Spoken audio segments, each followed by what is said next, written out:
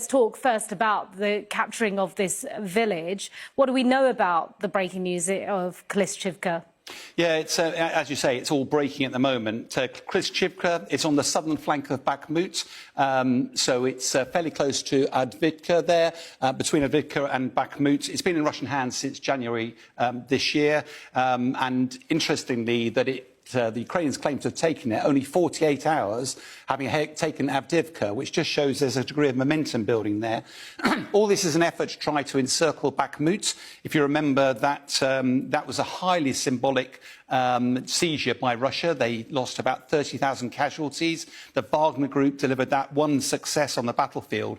And Russia does not want to lose Bakhmut. It's apparently, we've got reports there, 52,000 troops there, 250 tanks, 1,000 armoured vehicles. But, and this is a huge but, the Russians were concerned that the main front for Ukraine is over near Robotyne, near you, and they were worried that Ukraine's looked as if they were making some sort of breakthrough there. And they have been moving troops away from the Bakhmut area. So it looks very likely that that has been part of this reaction, that Ukrainians have taken some of the ground. What will be interesting, though, is from a military perspective, even if Ukraine is surround Bakhmut, there's still a grinding war of attrition to move forward from there. Whereas if the Ukrainians manage to do a breakthrough near Robotyne, the floodgates open and they head south. So almost certainly the Russians will be much less worried about Bakhmut at the moment than this worry about the breakthrough east of Zaporizhzhia. Right, interesting. So let's talk about why Ukraine is then focusing its drone attack on Crimea at the moment.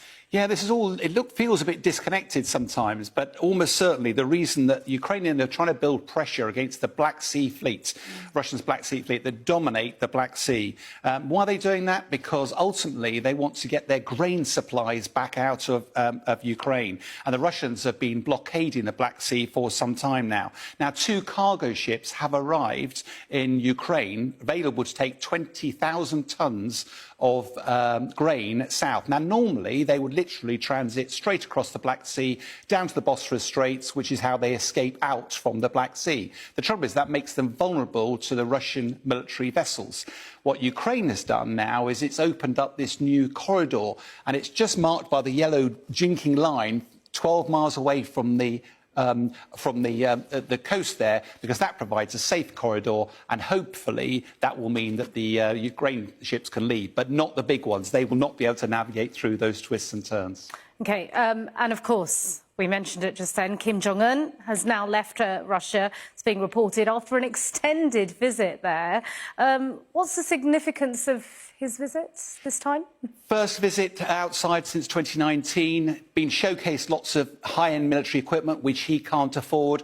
The key purpose of this is that President Putin desperately needs artillery shells that North Korea has.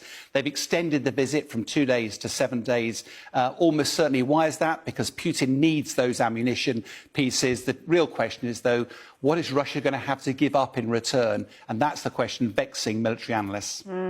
Interesting stuff. Sean Bell, thank you.